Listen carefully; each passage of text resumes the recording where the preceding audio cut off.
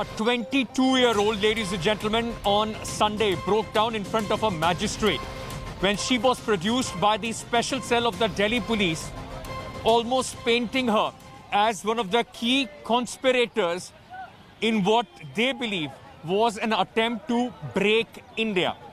A 22-year-old, the entire state machinery was utilized against a 22-year-old activist who the police now says has Khalistani links. The opposition calls it an undeclared emergency. The government says age, sex, gender, nothing will matter when it comes to catching which it believes are the people behind the violence on 26 January, behind, according to various voices from the government, anti-India plot. Is Disha now only an overreaction as far as the government is concerned, as the Delhi police is concerned?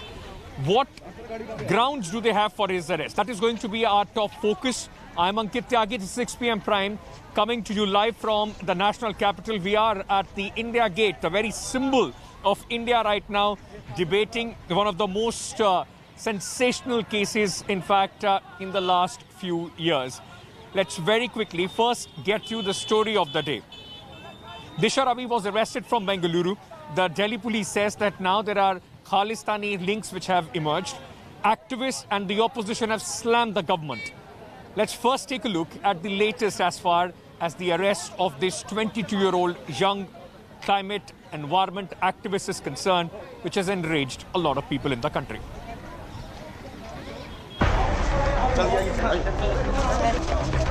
A 22-year-old climate activist, Disha Ravi, is in the eye of a raging storm over toolkit in the Republic Day unrest case.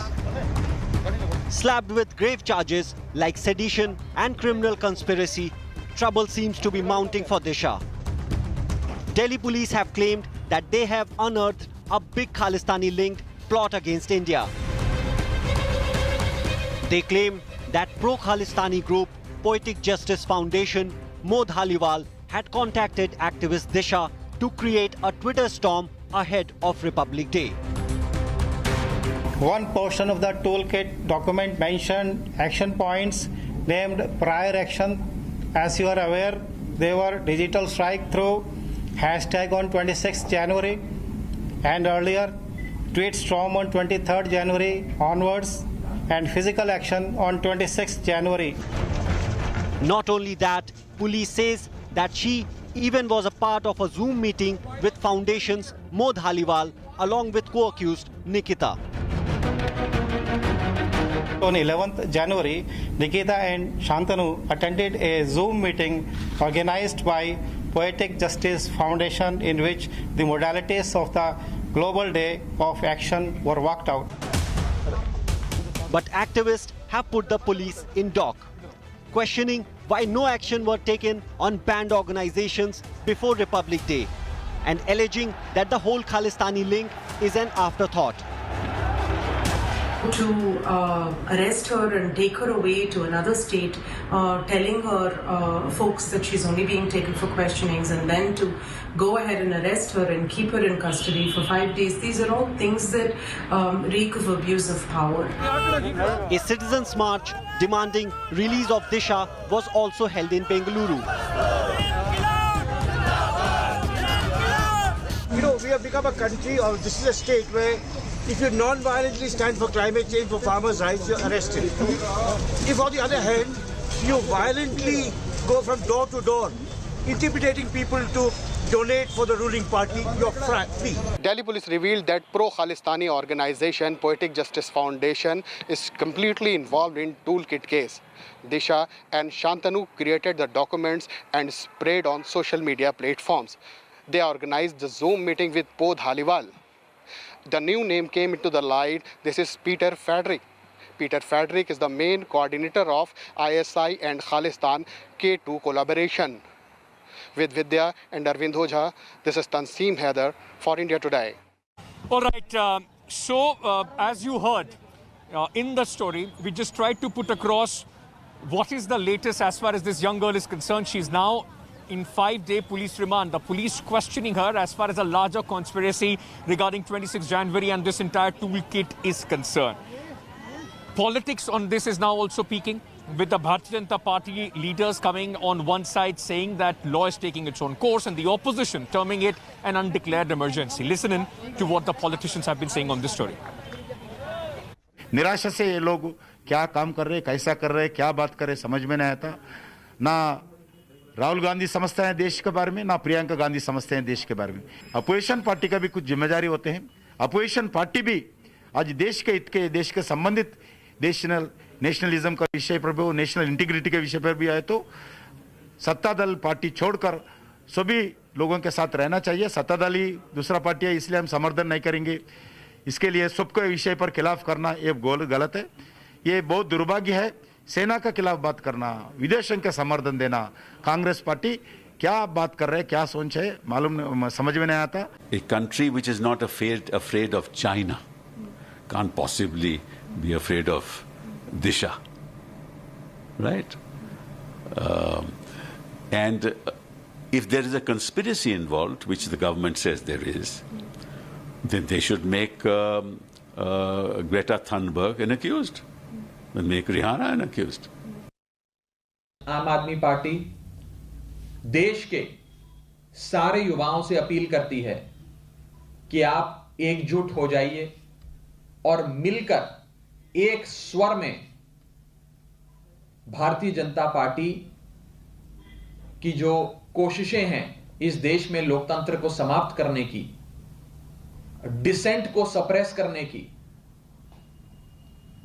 उसके खिलाफ आवाज बुलंद करिए। हम appeal करते हैं आज देश के युवाओं को, द यूथ ऑफ इंडिया को, कि आप एक स्वर में साथ आकर और स्ट्रांग तरीके से, मजबूती से भाजपा सरकार को जवाब दें और उन्हें अपनी ताकत का एहसास दिलाएं। मैं इस गिरफ्तारी को एक बहुत बचकाना व्यवहार मानता हूं, माफ कीजिएगा। उस टूल किट के बारे में अगर मैं बोलूं, हम लोगों ने कितने आंदोलन किए, और हम ही क्या, जो लोग सरकार में बैठे हैं आंदोलनों से निकले हुए हैं। ये नजरिया हमारा क्या हो गया? एक टूल किट, उसके इर्द गिर्द आप भ्रम की स्थिति पैदा कर रहे हैं। उसने 2 लाइन एडिट की थी। कितने युवाओं का आप गिरफ्तार कर लेंगे? पूरे देश में एक लहर उठ जाएगी। साहब, मेरे लोकतंत्र को कमजोर मत करिए। आलोचना से लोकतंत्र कमजोर नहीं होता है। I will be joined by our esteemed guest on the panel to discuss this issue, which is now creating a lot of storm. Mr. Tom Borakkan will be joining us from the BJP. Brinda Arriguez, a social activist, joining us on the broadcast. Mr. T.R. Kakkar, former police commissioner of Delhi, will also be with us. But before I go to our esteemed guest and welcome them, I just very quickly want to tell our viewers what is a toolkit, because this is a word that you are hearing again and again, because of which now this young girl is facing sedition charges, conspiracy charges and other sections under the IPC. So a toolkit is, ladies and gentlemen, a document which activists use, which is in public domain. It's not a hidden document that it is being leaked or some sort of a secret document which goes around for only few people. It's a document available freely on social media. This document is created to explain cases, causes or issues, identifies approaches to address the stated issue, commonly used to mobilize support. It is used by activists across the world, and it is also used by political parties. They try and utilize and mobilize people to tag and tweet on certain hashtags so that they can create some sort of an impression as far as social media is concerned.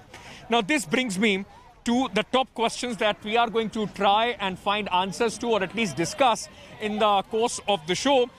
Why did the Delhi police, because there are questions being raised on the proper procedure not being followed, why did the Delhi police not ask for transit remand or inform the Bengaluru police before they picked up the 22-year-old environment activist? Also, why were the Bengaluru cops kept in dark? I mean, it was only when the police reached at the airport that they called up the Bengaluru police and informed them. Why was Disha not given any legal counsel? That's an allegation which has come from her parents and from other activists when she was produced in front of the magistrate here in Delhi. And is Disha's arrest an overreaction as far as the Delhi police is concerned? Let me straight away take this to our guest. I welcome all three of you. Mr. Kakkar, if I can start with you, sir. how do you see this action by the Delhi police of arresting a 22-year-old, sir, on a toolkit which the Delhi police claims to be one of the documents for a larger conspiracy which was already available on a social media website for public consumption? Before I take the question on the toolkit, let me explain to you the view that some of the people are taking that legal procedure has not been followed and why was the Bengaluru police kept in the dark. I will only request them to go through the provisions of the Criminal Procedure Code carefully. Now, as far as her arrest in Bangalore is concerned, when you have a case and you pursuing something, the police can go anywhere within the country and apprehend the person. They did that. They informed the Bengaluru police. They also took her mother. Her mother was informed. She has signed there. And then you coming back to Delhi that she was not provided legal aid. I think from the legal court legal cell, an advocate represented her there, and that is all that is required under the law. There has been no illegality in the entire procedure adopted by the Delhi police for arresting her, and now that there are two more who have almost absconded, and in their cases they have already obtained the arrest warrant. I just have a quick question to you, sir. In your learned view, sir, what laws were broken as far as editing or publishing this toolkit is concerned, and as far as the content of this toolkit is concerned, sir? Yeah, but now the question comes: what actually happened? Now, she may be 21 years old. There is no age bar given in the Criminal Procedure Code for arrest or otherwise. Now, we know that she was in touch with that Dhaliwal of Canada. She was in touch with Bretta. Those who were sort of throwing venom at India's integration, and therefore she also has been tweeting sort of tweets of Mr. Bhushan and Yogendra Yadav and other people. So it is all spreading hatred between the communities and also spreading trying hatred, to disintegrate supporting people for some cause or retweeting somebody. Retweeting somebody's tweet, that is supporting hate which causes retweeting per se which will attract is not sedition an case, sir. But when you get in touch with people who are inimical to you abroad, then you definitely trying to harm the country, disintegrate the country, and therefore those laws how do we come to the conclusion, Mr. Kakkad, that Greta Thunberg is inimical to India? She's not been named in the FIR. She has not been banned by the government of the day. Mr. Mo Dhaliwal and the organization that he represents, both are not banned in the banned list. No, that is your view, my friend. That is your view. That is, in due course, all these people against whom the evidence will start flowing will also be made accused. It is just to start the case that we have, that the Delhi police has now registered a case, and in this registration doesn't mean, and people who have not been named now in the FIR cannot be brought in. They can all be brought in, but it will all depend on the evidence collected by our people. All right, Mr. Kakkad. Brinda Dige, before I get Mr. Tom Vodakkan in, I just want to understand from you, as Mr. Kakkad was saying, and has been the case made by many BJP leaders, the police is investigating, the law is taking its own course. They believe that these are inimical forces against India. How does her age and what she does matter? The age may not matter.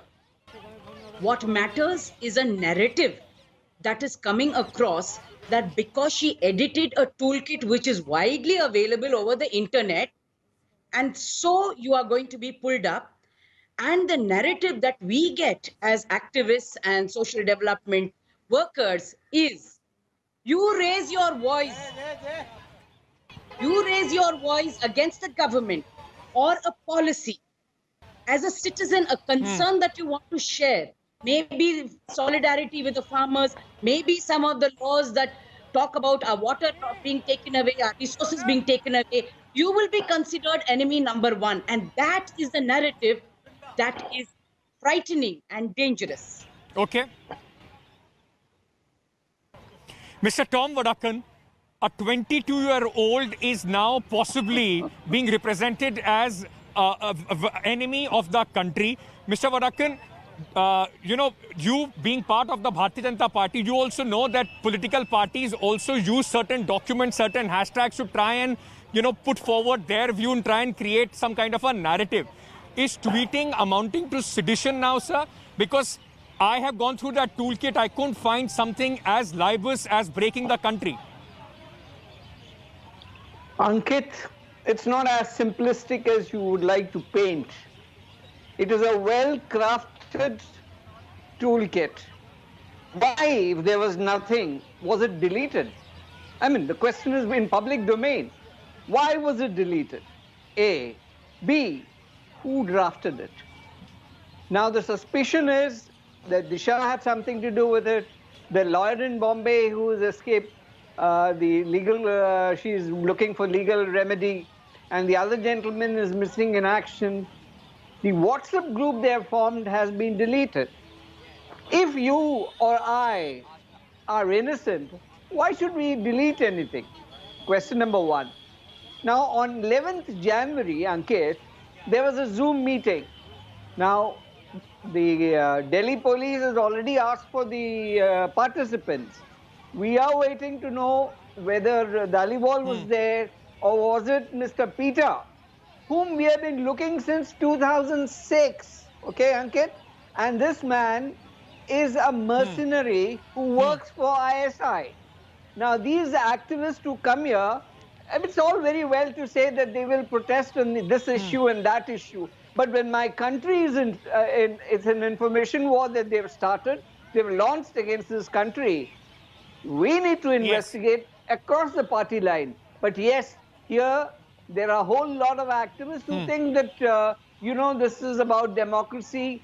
The point here is we are in a very serious situation. Mr. Vadakkan, is the BJP, is the Bharatiya Janata Party in any way worried about the image that is going on right now, where a lot of, people, activists, politicians, opposition parties are saying that this is an undeclared emergency? You are only trying to create an environment of fear by putting young people, those who have been supporting the cause which the government doesn't want to spread. Look, Ankit, Bharatiya Janata Party is very clear. These are the ecosystems that exist. How they get activated, I would like to comment. Party, I know how they operate. Now today, you had a leader making a speech that why don't we supply money, food and liquor to the to continue the farmers' agitation. What kind of a situation is this? Yes, they will do it, but country comes first. There is no compromise on that. It's not the Bharatiya Janata Party's image. It's about India. Let's fight it together. If there are young people doing wrong things, Mr. Kakkar wanted to make a quick point. Mr. Kakkar, go ahead, sir. I just wanted to make one point. We say that we're talking about the innocence of Disha and others. Disha not only sort of deleted that tweet, but there is enough evidence on her chats that she even spoke to wrote to Bretta. She wrote to Dhaliwal to say, I am deleting this because I know I will be in trouble. This will be going against me. Even at that stage, she knew of the consequences of her action. She knew that she can be hauled up. This is on record.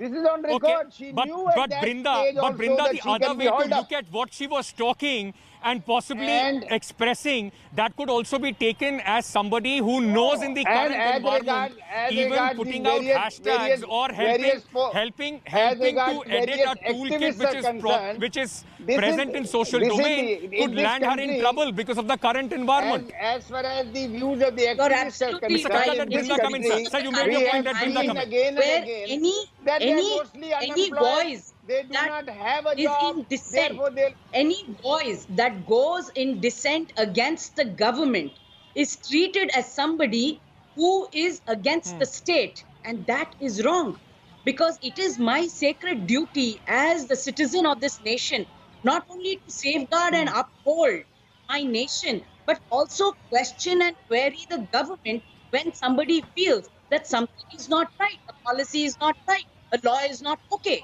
Now, I cannot be treated as an enemy of the state. And probably in those lines, she might have made that kind of statement. I'm not sure. But you know, and we also know that there have been narratives that continuously go on that you raise your voice against government, you are an urban national. Okay. Raise your voice against something that the government is saying. Miranda, that is your view, not the police view. Police is following the law of the land. Sorry, and one let moment, the courts sir. take a I kept decision. quiet when Let you the spoke. courts Hold on, deal. sir. Okay. The democratic who are you to democratic sit traditions. on the I judgment elect here? the government dialogue with me. Dialogue with me. Go before the No, court sir, and neither the is the court police. takes a decision. Sir, neither is the police. Mr. Kakkar, neither is the police. You can't, I mean, the courts will have to ultimately decide. It's just not also about the police, also presuming that everybody is guilty. That is the job of the courts as well. The police only has to. Absolutely. Precisely.